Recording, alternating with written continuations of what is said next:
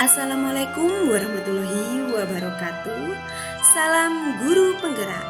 Pada kesempatan kali ini, saya Ririn Aptika, SPD, calon guru penggerak angkatan 10 SD Negeri Sumbersari, Kecamatan Tunggaljaya, Kabupaten Musi, Banyuasin. Pada kesempatan kali ini, saya akan memaparkan kesimpulan dan refleksi pemikiran Ki Hajar Dewantara, tugas koneksi antar materi, kesimpulan dan refleksi modul 1.1. Saya akan merefleksi diri saya dengan 3 pertanyaan. Yang pertama, apa yang saya percaya tentang murid dan pembelajaran di kelas sebelum saya mempelajari modul 1.1? Yang kedua, apa yang berubah dari pemikiran atau perilaku saya setelah mempelajari modul ini? Kemudian yang ketiga, apa yang dapat segera saya terapkan lebih baik agar kelas saya mencerminkan pemikiran Ki Hajar Dewantara?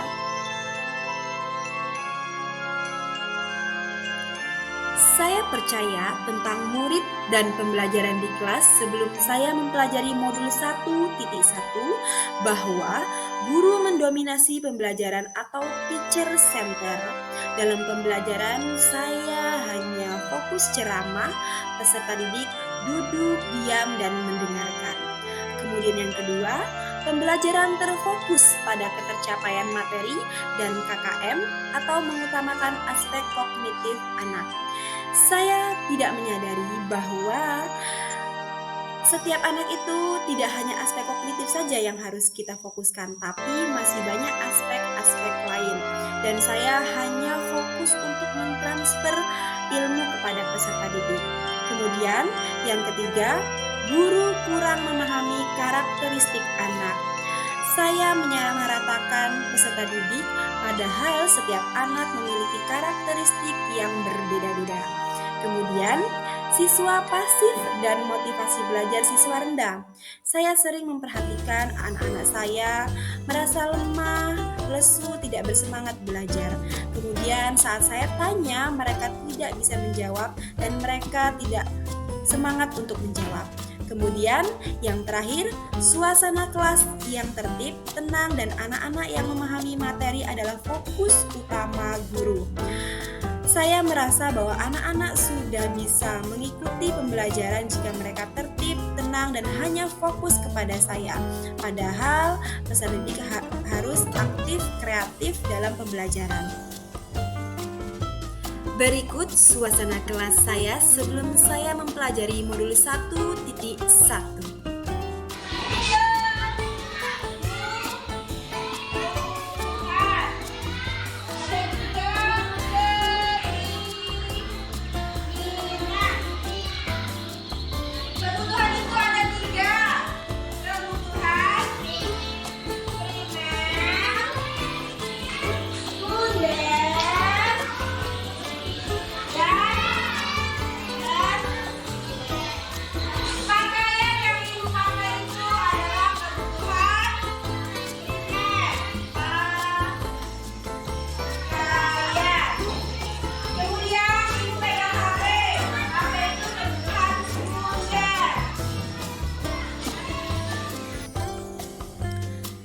Setelah mempelajari modul 1.1 yang berubah dari pemikiran saya atau perilaku saya, antara lain merubah pemikiran bahwa guru bukan merupakan satu-satunya sumber belajar. Kita bisa memanfaatkan lingkungan sekitar kita sebagai sumber belajar dan peserta didik bebas memilih sumber belajar yang diinginkan. Kita sebagai guru hanya menuntun agar peserta didik bisa mengetahui mana yang baik dan tidak baik. Kemudian, pembelajaran berpusat pada anak. Dengan pembelajaran berpusat pada anak, peserta didik akan aktif dan kreatif karena kita melibatkan peserta didik. Kemudian, setiap anak memiliki karakteristik yang berbeda-beda. Saya sangat menghargai anak-anak karena mereka memiliki karakteristik yang berbeda-beda, sehingga pembelajaran menjadi lebih menyenangkan dan lebih berwarna. Kemudian yang kedua yaitu merubah perilaku, bahwa aktif dan kreatif dalam menciptakan pembelajaran yang menarik, kita sebagai guru harus lebih aktif lagi agar peserta didik lebih semangat dalam mengikuti pembelajaran. Kemudian, memberikan kebebasan kepada anak untuk menyelesaikan setiap tugas sesuai dengan minat, bakat, dan kreativitas. Sebagai guru, kita harus lebih cermat lagi agar kita bisa mengetahui minat, bakat, kreativitas peserta didik kita. Kemudian yang terakhir, menuntun peserta didik sesuai kodrat alam dan kodrat zaman. Agar kelas saya mencerminkan pemikiran Ki Hajar Dewantara yang dapat segera saya terapkan di kelas saya antara lain yaitu yang pertama, merancang pembelajaran yang interaktif dan menyenangkan dengan melibatkan peserta didik. Dalam merancang pembelajaran perlu melibatkan peserta didik dan bertanya pembelajaran seperti apa yang mereka inginkan dan menyenangkan sehingga mereka dapat mengikuti pembelajaran sampai dengan selesai. Kemudian, menerapkan pembelajaran berbasis kearifan lokal dan budaya setempat, menerapkan konsep Merdeka Belajar dengan pencapaian profil pelajar Pancasila.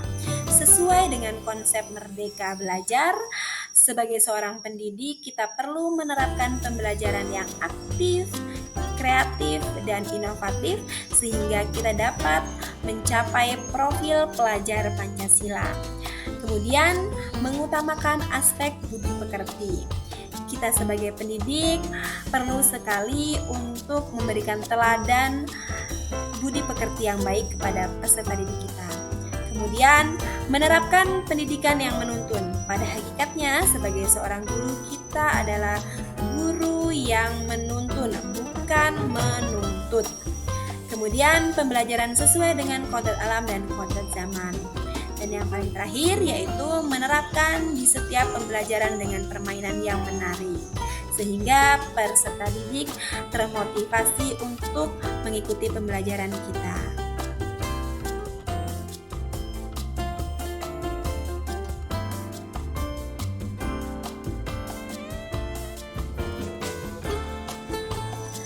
Kesimpulan yang dapat saya sampaikan yaitu pendidikan adalah menuntun anak sesuai dengan minat dan bakatnya.